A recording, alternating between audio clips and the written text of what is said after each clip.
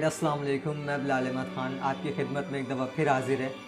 तो आज हम जो वीडियो आपके लिए लेकर आए हैं ये है एक एपीएस के यादगार वीडियो है एक तरीके से, क्योंकि ये ऐसा वाक़या है जो ना आप, ना मैं, ना पूरी दुनिया, ना पूरा पाकिस्तान, बिलख़ुसूस वो माएँ कि जिनके बच्चे इस हादसे में इस दुनिया से गए थे। तो आज हम उसी पे थोड़ी सी नज़र डालेंगे कि एक्चुअल उस वाक़ये में हुआ क्या था, क्योंकि आज हम आपको एक स्टोरी, अनटोल्ड स्टोरी बताने वाले हैं उस बच्चे की कि जो इस वाक़ये में गाज़ी बने हैं और सर्वाइवर हैं इस वाक़ये के, कि उनके सामने क्या हुआ क्या नहीं हुआ, तो वो आपके साथ शेयर करने लगे हैं। तो ऐसी स्टोरी से हमें अंदर से खुद एक मोटिवेशन मिलती है कि यार जिस एज में हम बैठे हुए हैं अभी, इस एज में वो क्या क्या फेस कर आ चुके हैं। तो चलते हैं बिना टाइम ज़ाया किए, और काफ़ी इमोशनल वीडियो हो सकती है, ये होने वाली है। तो लेट्स गो, वीडियो की तरफ चलते हैं। तो 16 दिसंबर 2014 एक ऐसा दिन, ब्लैक डे जिसे कहें तो बुरा नहीं होगा, क्योंकि इस दिन 100 से ऊपर बच्चे जो हैं वो इस दहशतगर्दी का निशाना बने। तो खैर 16 दिसंबर 2014 की सुबह आकिफ़ आज़िम नामी एक लड़का, 17 से 16 साल की उसकी एज होगी उस टाइम पे, और प्री मेडिकल का वो स्टूडेंट था उस वक्त। तो वो अपने स्कूल जाते हैं और 7 बजे के टाइम पे स्कूल जाते हैं और अपने स्कूल स्टार्ट करते हैं। तो अराउंड कोई 10:30 बजे के करीब वो टॉयलेट जाते हैं अपने स्कूल के, और एक फायरिंग की आवाज़ सुनते हैं वो। तो स्कूल के करीब वो बताते हैं कि एक मैरिज हॉल भी था, कि जहाँ पे शादियाँ वगैरह होती हैं। तो उन्हें लगा कि वहाँ का कोई सिलसिला होगा, वहाँ पे कुछ चल रहा होगा, तो उन्होंने उसको इग्नोर किया। मगर ठीक उसी के 1 से 2 मिनट बाद दोबारा हैवी फायरिंग की आवाज़ें आती हैं, और अब उसमें थोड़ा सा तजस्सुस होता है कि मैं बाहर देखूं कि हुआ क्या है। तो आकिफ़ जो हैं वो गेट खोल के बाहर थोड़ा सा झांकते हैं। तो झांकते हैं तो वो बताते हैं कि मैंने उस वक्त पहली बार उस दरिंदा सिफत इंसान को देखा कि जो ब्लू कलर की शलवार कमीज़ में मलबूस था, और उसने ब्राउन स्वेटर पहना हुआ था और एक कैप पहना हुआ था, और उसके एक हाथ में AK-47 थी और दूसरे हाथ में एक मिनी पिस्टल थी। तो आकिफ़ ने ये देख के घबराया, क्योंकि जाहिर सी बात है आप और मैं कोई भी ऐसी चीज़ देखेंगे तो हम फ़ौरन वहाँ से भागने की करेंगे। तो आकिफ़ ने भी भागने से पहले देखा कि वहाँ पर एक पिलर था। तो आकिफ़ ने बोला कि यार मैं इस पिलर के सहारे से चले जाऊँ, जैसे हम धूप में दरख्त ढूंढते हैं ना कि हम दरख्त के नीचे बैठ जाएंगे तो छाँव हो जाएगी। तो उन्होंने बोला इस पिलर जो है ये मुझे कवर कर लेगा। वो उसकी पिलर की सीध में भागने लगे, तो पीछे से उस दहशतगर्द ने पश्तो में कहा कि रुक जाओ। तो आकिफ़ ने बोला कि मुझे लगा कि मेरा यहाँ पर आखिरी टाइम आ गया है, और मैं वहीं पे खौफ के मारे जम गया। तो उसने वहाँ पे 3 फायर किए, और तीनों फायर जो हैं वो पिलर को लगे। खैर जब वो फायर पिलर को लगे, मुझे नहीं लगे, तो वहाँ से एक और दहशतगर्द की आवाज़ आई कि मुझे फॉलो करो, मैं जहाँ जा रहा हूँ वहाँ चलो, मैं जा रहा हूँ ऑडिटोरियम में, वहाँ पे हैं बच्चे बहुत ज़्यादा, तो वहाँ चलो। तो उसने उसकी आवाज़ तो सुनी, मगर उधर जाने से पहले उसने एक दफ़ा फिर ट्राई किया कि मैं फिर चलता हूँ और एक दफ़ा फिर ट्राई करता हूँ। फिर उसने मुझे 4 फायर दोबारा किए, जो पिलर पे नहीं लगे मगर आसपास की दीवारों को उसने हिट किया। खैर अल्लाह के फजलो करम से मैं उस वक्त बच गया। तो वो वहाँ से चले गए, और अब मैं भागता हुआ जब मैं थोड़ा सा आगे गया तो मैं सबसे पहली जो क्लास मुझे नज़र आई 7B क्लास थी, कि जिसमें मैं गया, और वहाँ पे अराउंड कोई 20 बच्चे थे प्लस एक फ़ीमेल टीचर थी। तो हम सब ने मिल के उस क्लास का गेट इस तरीके से बंद किया कि उस गेट को हमने बंद करके उस पर डेस्क्स वगैरह लगा दी, और बीच में, और हम दूर हट गए दरवाज़ों से और खिड़कियों से और कांच की जो चीज़ें थी, और हम एक जगह पे सेटल डाउन हो गए। तो अब आप खुद सोचें कि आप अगर एक दफ़ा एक क्लासरूम में बैठे हों जाके, और अचानक से ऐसा कुछ हो जाए तो आपका दिमाग इतना चलेगा। तो खैर फिर आकिफ़ बताते हैं कि मैंने जब खिड़की से झांका बाहर तो ऑडिटोरियम में खूब फायरिंग चल रही थी, मगर मैं बिल्कुल क्लियरली नहीं देख पा रहा था। तो उस वक्त मुझे ख़्याल आता है कि ऑडिटोरियम में मेरा भाई भी मौजूद है। तो आप ख़ुद अंदाज़ा करें इस चीज़ का कि उसका सगा भाई वहाँ पे मौजूद है, और वो दूर है और वो देख रहा है वहाँ पे कि ये सब चीज़ें चल रही हैं। खैर मैंने वहाँ पर देखा, फिर मैंने जब दूसरी तरफ देखा तो एक कॉरिडोर सीधा बना हुआ था, और उसमें कोई 10 डेड बॉडीज़ पड़ी हुई थी।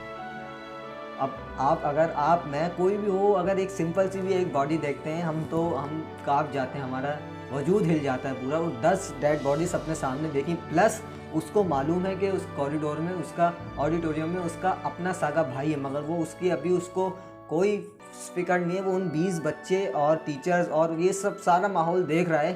खैर ये सब जब हो गया उसके बाद फिर इसके बाद आकिब बताते हैं कि मेरे सामने ऑडिटोरियम के गेट पे उन्होंने 3 बॉयज़ को जो है वो शूट किया और वहीं पर उनको शहीद कर दिया। तो यहाँ सोच कर ही इंसान के रोंगटे खड़े हो जाएं कि उसके सामने कुछ ऐसी एक्टिविटी हो रही हो और वो बिल्कुल सुकून से वहाँ पे वो सारा मंज़र देख रहा हो। फिर आकिब ने डिसाइड किया कि मैं यहाँ से निकलता हूँ, क्योंकि थोड़ा सा क्लियर माहौल था वहाँ पे। तो उन्होंने बोला मैं अब अपनी ओन क्लासरूम में जाता हूँ जहाँ पे मैं पढ़ता हूँ। तो मैं जब वहाँ क्लासरूम में गया तो मैंने वहाँ पे लैब असिस्टेंट को शहीद पाया फ्लोर के ऊपर। वो एक लैब असिस्टेंट को उन्होंने शहीद पाया फ्लोर के ऊपर। दूसरी तरफ देखते हैं तो उनके एक क्लोजेस्ट फ्रेंड थे कि जिसको उन्होंने वहाँ पे शहीद पाया। फिर जब वो गेट की तरफ जाते हैं तो उर्दू की एक टीचर थी जो उनसे बिल्कुल सुकून के लहजे में पूछ रही थी कि आकिब बेटा सब ठीक है, इट्स ओके।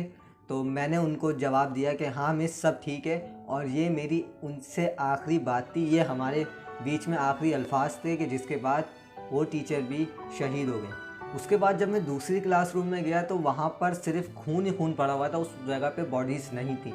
तो मैंने अल्लाह का शुक्र अदा किया कि यहाँ से जो मेरे दोस्त वगैरह हैं ये सब निकल के चले गए हैं। और फिर मैं थोड़ा सा आगे बढ़ा, मैंने फिर सोचा मैं दोबारा से जाता हूँ क्लास 7B में।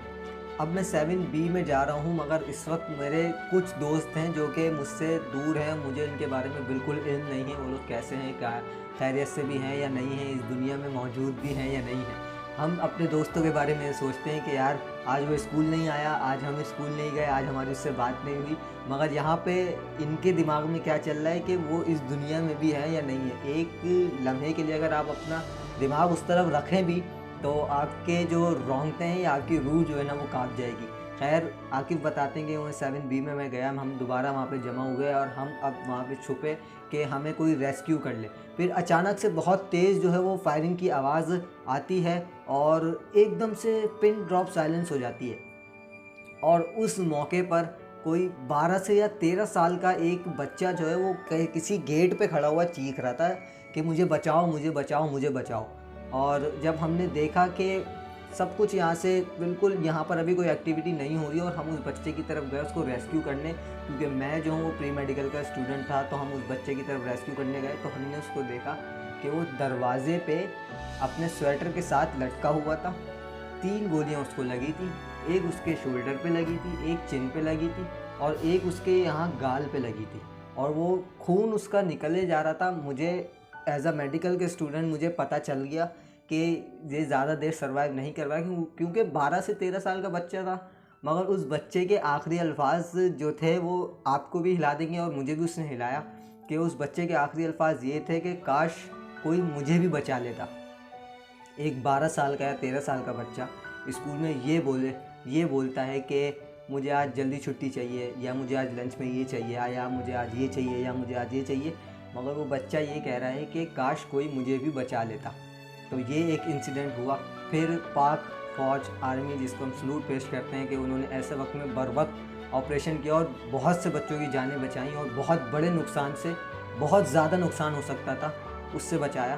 तो पाक फोर्स हम आई और उसने हमें रेस्क्यू किया। और जब हम बाहर निकले तो मंज़र ही कुछ और था शाम का, कि हम सुबह जब स्कूल गए थे जब मंज़र कुछ और था, बाहर गए मंज़र कुछ और था। मैं भाग कर वहाँ पर करीबी जो हॉस्पिटल्स में जो लेके जाते थे कैजुअल्टीज़ वगैरह को, मैं वहाँ गया अपने दोस्तों को देखने के, वहाँ दोस्त मौजूद हैं। मगर जब मैं वहाँ जाता हूँ तो वहाँ भी मुझे डेड बॉडीज़ की जो हैं वो लाइनें लगी नज़र आती हैं कि लोग स्कूल में आके अपने बच्चों का आईडी कार्ड दिखा के उनको घर ले जाने के लिए आते हैं, मगर वहाँ पे पेरेंट्स मौजूद थे कि जो आईडी कार्ड दिखा के अपने बच्चों की डेड बॉडीज़ वसूल कर रहे थे।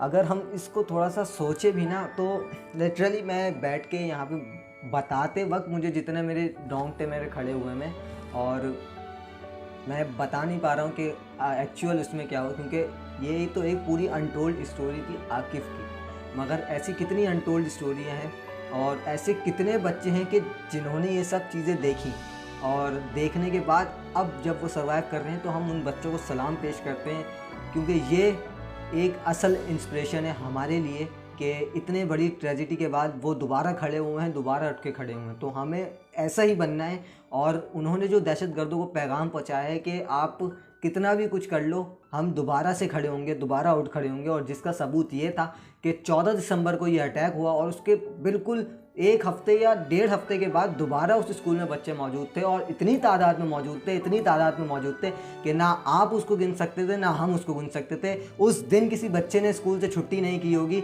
इस डर से कि 16 दिसंबर को स्कूल में ये हुआ। उस दिन किसी बच्चे ने इस डर से छुट्टी नहीं की होगी कि उसका भाई इस स्कूल में शहीद हुआ है, उसकी बहन इस स्कूल में शहीद हुई है। वो सिर्फ इस जज्बे से गया था कि मैं जाऊंगा स्कूल और दिखाऊंगा दहशतगर्दों को कि उनकी गोलियां जो हैं वो हमारी कलम को और हमारी ज़बानों को खामोश नहीं कर सकी हैं। तो इन बच्चों को खराज तहसीन पेश करते हैं 16 दिसंबर वाले दिन। ये एक दिन इनके लिए नहीं है, ये हमें पूरा साल इनकी जो ये कुर्बानी है इसको मनाना चाहिए और इनकी राह पे चलना चाहिए कि इल्म की राह में अगर ये लोग शहीद हुए तो हमें भी इल्म की राह में पाकिस्तान का ऐसा नाम रोशन करना है, ऐसा नाम रोशन करना है कि दुनिया देखती रह जाए कि इतने बड़े अटैक के बाद भी ये मुल्क किस तरीके से खड़ा हुआ है। और इस मुल्क की फ़ौज आज भी अगर बच्चों से पूछें तो बच्चे बोलते हैं कि हमें फ़ौज में जाना है। हालांकि उस दिन भी फ़ौज के काफ़ी ज़्यादा बच्चे इस हादसे में शहीद हुए हैं, मगर सल्यूट उन माओं को, उन बापों को, उन फैमिलीज़ को कि जो इस हादसे के बाद भी जिन्होंने अपने बच्चों को उसी स्कूल में दाखिल कराया, उसी स्कूल में कंटिन्यू करवाया। इससे दुनिया को जो इम्प्रेशन जाता है वो काबिल तहसीन है। तो उम्मीद है पसंद आया होगा आपको। तो मिलते हैं आपसे नेक्स्ट वीडियो में। जब तक रखें अपना बहुत सारा ख्याल। बिलाल अहमद खान को दीजिए इजाज़त और कल के दिन यानी आज के दिन अपनी दुआओं में उन बच्चों को याद रखिएगा और हमेशा अपनी दुआओं में उन बच्चों को याद रखिएगा। अल्लाह हाफ़िज़। अल्लाह ने ये बान फ़ी अमानिल्लाह। See you soon till the next video.